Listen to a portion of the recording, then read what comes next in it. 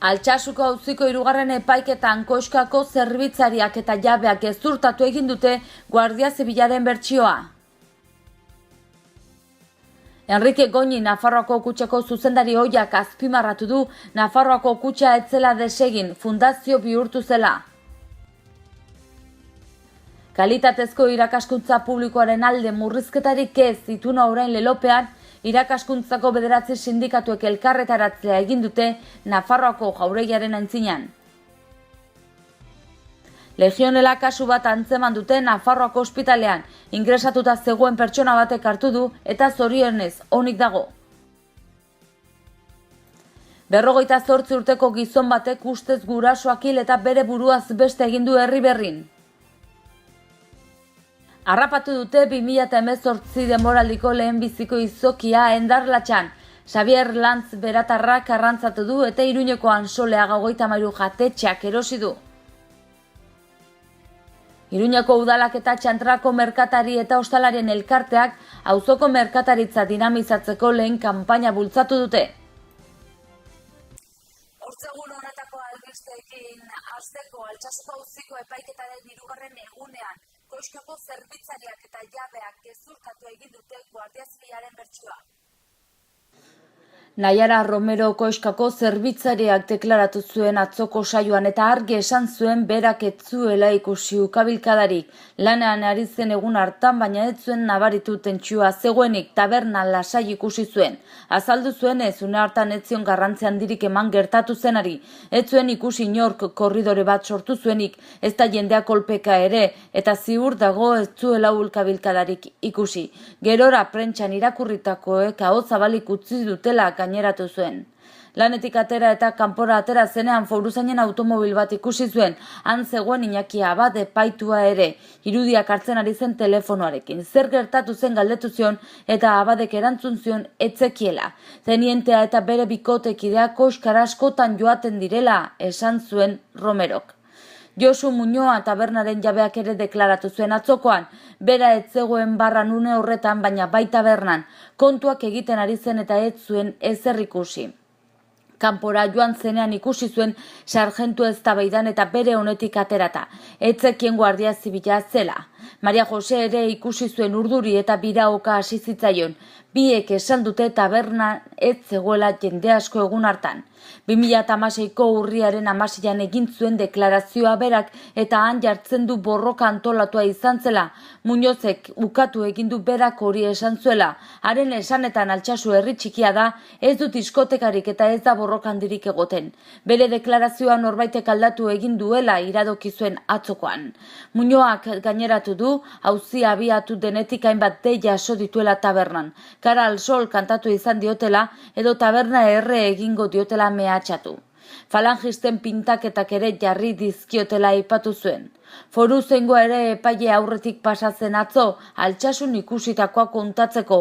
Liskarraren ostean sarjentuak jende atxilotu nahi zuela esan zuen deklaratu zuenetako batek. Azkenean foruzaingoaren aginduz Jokin Unamuno eta Oian Arnantz identifikatu zituen. Foruzaingoa izan zen gainera hasieran ikerketa eraman behar zuena eta beraz, Maria Jose Naranjo Guardia Zibil baten bikotekideari deklarazioa hartu zion ospitalean. Gainontzekoek baina Guardia Zibilaren aurrean deklaratu nahi izan zuten. Lehen atestatua foruzainek egin zuten eta foruzainen arabera ez da ohikoena. Atestatua egin zuen foruzainak ere deklaratu zuen, deklarazioa hartu zion koxkako zerbitzariari eta jabeari eta Jokin Unamunoren telefono deiak aztertu zituen. Unamuno eta Adur Ramirez de Aldaren arteko dei gurutzatu batzuk ikusi zituen.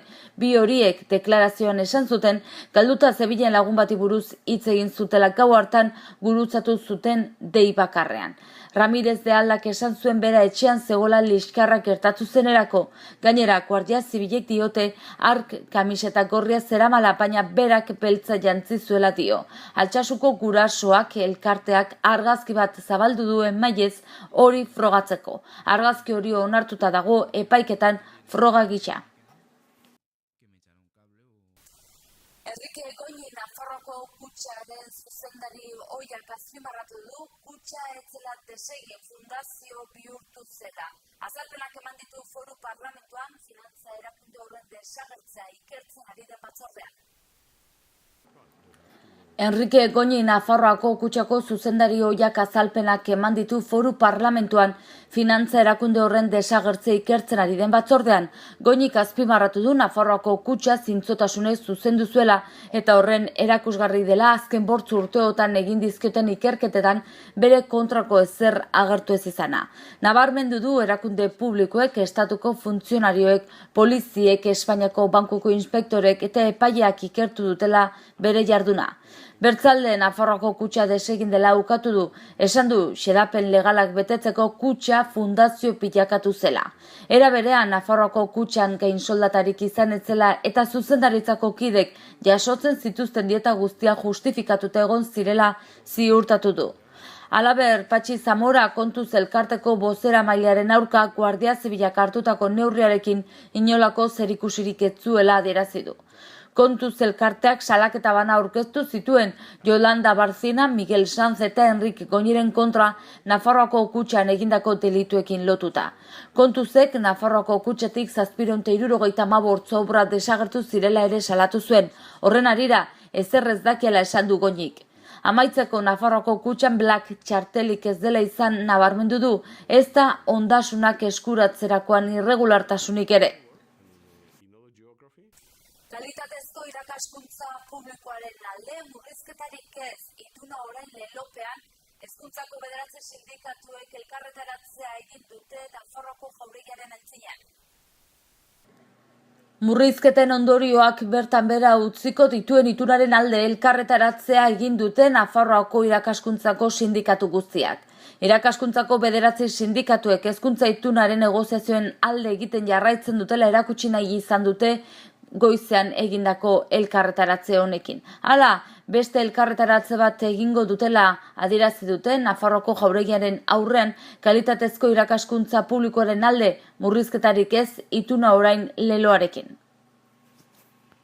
Alde batetikan, guk jarraitzen dugu itun duinaren aldeko aldarrikapen batekin, prozesu bat egon zen urte betez, horretan ez naiz luzatuko, heldu ginen puntu batetara, nun gu baloratu genuen blokeo bat zegoela hezkuntzaren aldetikan, ez zegoela gure ustez erantzunkizun egokia, guk markatzen genitun derrigorrezko plantamentuei eta mobilizazioa plan horretan jarritzen badakizue, hor aldarrikatzen diren batez ere hiru ildo erreferentziala daudela, ratioen jaitzera, ordu lektiboena eta ordezkapena lehenengo egunetikan, ez? Eta gero bai esaten dugula beharrezkoa dela hori guztiak gehi itun honetan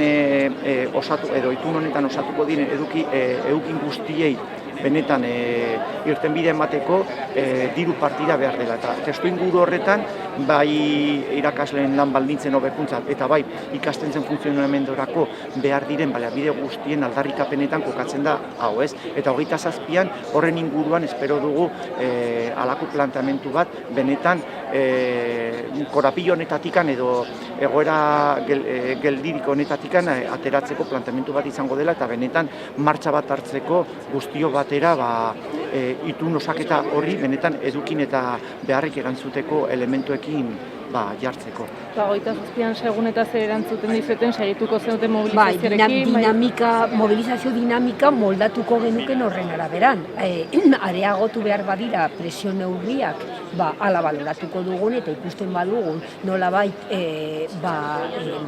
negoziazioan jarri behar ditugun indarrak horretan jarriko ditugun. Hala ere premia dagoela lehen proposamena izatea mai gainean eta proposamen hori islatzea hurrengo urtetako ikastetxeko plantilletan eta denbora gure kontra doa.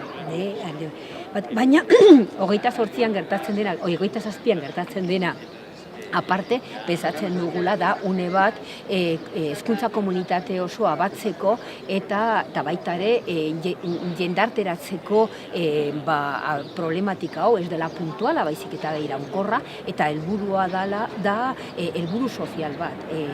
Zerbitzu publiko, funtsezkoa den zerbitzu publiko, hezkuntza publikoan kalitatea eskaintzeko behar diren baliabide modu iraunkorrean planteatzea eta baita ere adostea zeintzuk diren gune importantenak, eta horretarako egiten ari garela lana baita ere apimen federazioekin eta ikastetxeko apimekin, eta manifa egin nahi dugun manifestazioan maiatzaren 5ean hezkuntza komunitateak jentarte osoari deitzen diogula batzeko ez bakarrik une honetan kokatu ditugun 3 helburu hauetan, hori da hasiera besterik ez lortzeko benetako kalitate, hezkuntzako kalitatea. Albiste gehiago utzi dizkigun gaurko egunak, legionela kasu bat atzeman dute Nafarroako ospitalean. Ingresatuta zegoen pertsona batek hartu du eta zorionez, horik dago.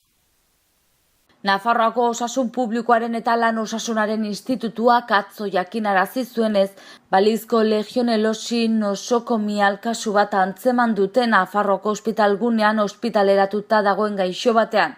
Foru Gobernuako arbide zabaldutako informazioaren arabera gaixoa onera egiten ari da. Halaber, kasuaren nondik norakoak ikertzen ari dira. Ospitaleko ursarean eta gaixoaren etxebizitzan laginak hartu dituzte bakterioa, nosokomiala edo komunitarioa den argitzeko. Kasu honen berri izan aurretik ere Nafarroako ospitaleguneak ur sarea desinfektatzea aurreikusita zuen legionelosia prebenitzeko programaren baitan. Dena den, desinfektatzeko lan horiek handitzea erabaki dute legionelosia antzeman ostean. Eta ez behar larri baten berri eman bat dizugu orain, 58 urteko gizonezko batek ustez gurasoak hil eta bere buruaz beste egin du Erriberrin. 58 urteko gizon batek ustez 80 urtetik gorako gurasoak hil ditu Erriberrin eta ondoren bere buruaz beste egin du. Ondorioz foruzaingoa parrizidio posible bat bezala ikertzen ari da. Nafarroako gobernuko iturriei jakitera eman dutenez gertakaria atzo arratsaldeko 6 aldera jaso zen Tafaia kalean. Aita indarkeria zil dute eta semeak bere buruaz beste egin omen zuen. Bertzalde ama oso larri helikopteroz eraman zuten Nafarroako ospitalera, baina handik gutxira hil egin zen foruzaingoak baieztatu zuenez. Tafaiako eta Iruñeko foruzaingoak ere bertaratu ziren. Zergatiak, dinamika eta ingurua barrak ikertzen ari dira Tafaiako guardiako epaitegiaren esanetara. Helikopteroz gain Tafaiako eta Erriberriko guardiako talde medikoak eta 2 ambulantzia bialdi zituen Nafarroako larrialdi zerbitzuek. Gertakariak atsekabe handia sortu du Erriberrin, izan ere bertako familia oso ezaguna zen. Andoni Lakarra alkateak krimenak gertatu den urbanizaziora hurbildu eta alden guztian familiari babesa emateko esan du. Tragediak herrian atsekabe handia sortu duela ziurtatu du ere alkateak. Orain, esan bezala, familiaren atsekabea errespetatu behar dela azpimarratu du Andoni Lakarra alkateak.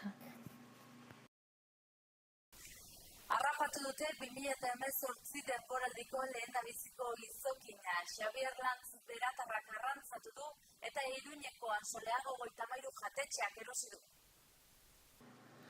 Berako Xabier Lantz arrantzaleak harrapatu du denboraldiko lehenbiziko izokina. Aleak 4,7 kiloko pixua, 775 milimetroko luzera eta 150 milimetroko altuera ditu eta endarlatxan harrapatu du. Aleak mikromarka bat du eta koiaradun beita erabiliz harrapatu dute. Izokin gaztea da, 2 negu inguruko adina duena. Bidasoako lehendabiziko izokina Iruñeko Ansoleago 33 jatetxeak erosi du.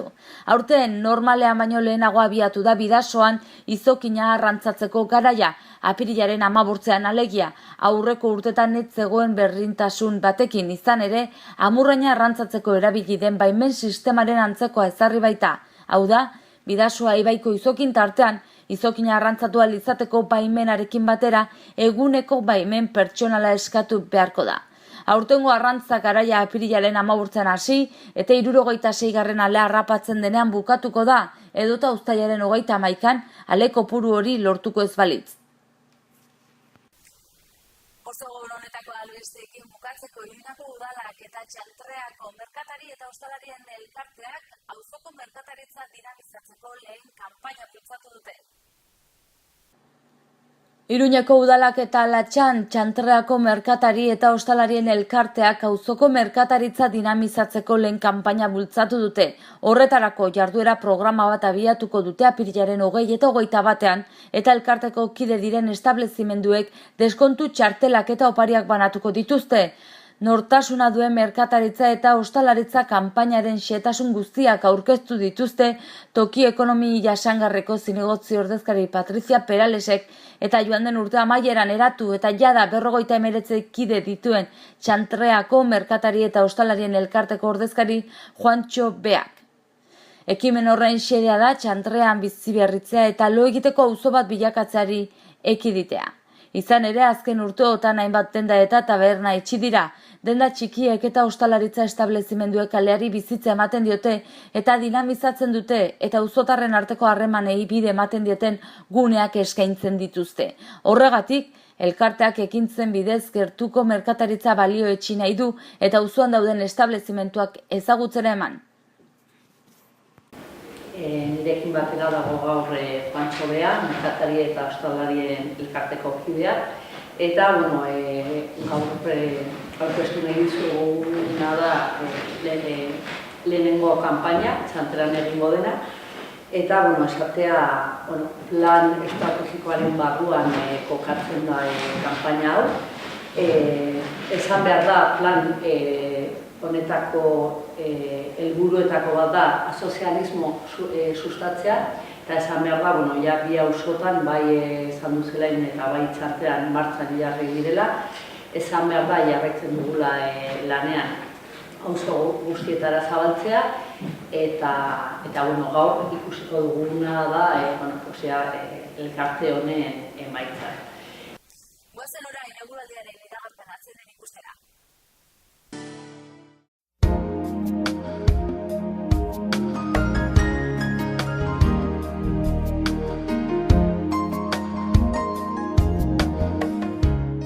Gaur zerua oskarbi edo laino gutxirekin egongo da. Hego-ekialdeko haizea bizia ibiliko da, temperatura maximoetan aldaketarik ez. Zerua oskarbi edo laino gutxirekin egongo da. Hego-ekialdeko haizea ahul bizia ibiliko da ostiralean, bolada gogorrekin bereziki ekialdean. Arratsaldean eki osagaikoa nagusituko da, temperaturan aldaketarik ez edo gutxi jaitsiko dira.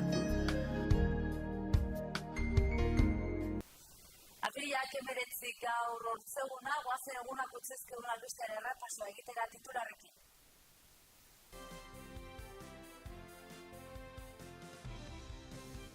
Altsasuko auziko 3. epaiketan koxkako zerbitzariak eta jabeak gezurtatu egin dute Guardia Zibilaren bertsioa. Enrique Goñi Nafarroako kutxako zuzendari ohiak azpimarratu du Nafarroako kutxa etzela desegin, fundazio bihurtu zela. Kalitatezko irakaskuntza publikoaren alde murrizketarik ez ituna orain lelopean, irakaskuntzako 9 sindikatuek elkarretaratzea egin dute Nafarroako jauregiaren aintzinean. Legionela kasu bat antzeman dute Nafarroako ospitalean, ingresatuta zegoen pertsona batek hartu du eta zorionez onik dago. 58 urteko gizon batek ustez gurasoak hil eta bere buruaz beste egin du Herriberrin. Harrapatu dute 2018 denboraldiko lehenbiziko izokia Endarlatxan. Xavier Lantz beratarrak arrantzatu du eta Iruñeko Ansoleaga 33 jatetxeak erosi du. Iruñeko udalak eta Txantrako merkatari eta ostalarien elkarteak auzoko merkataritza dinamizatzeko lehen kanpaina bultzatu dute. Eta bertzerik ez hausia izan da dena, mila esker zen arretagatik eta arratsaldean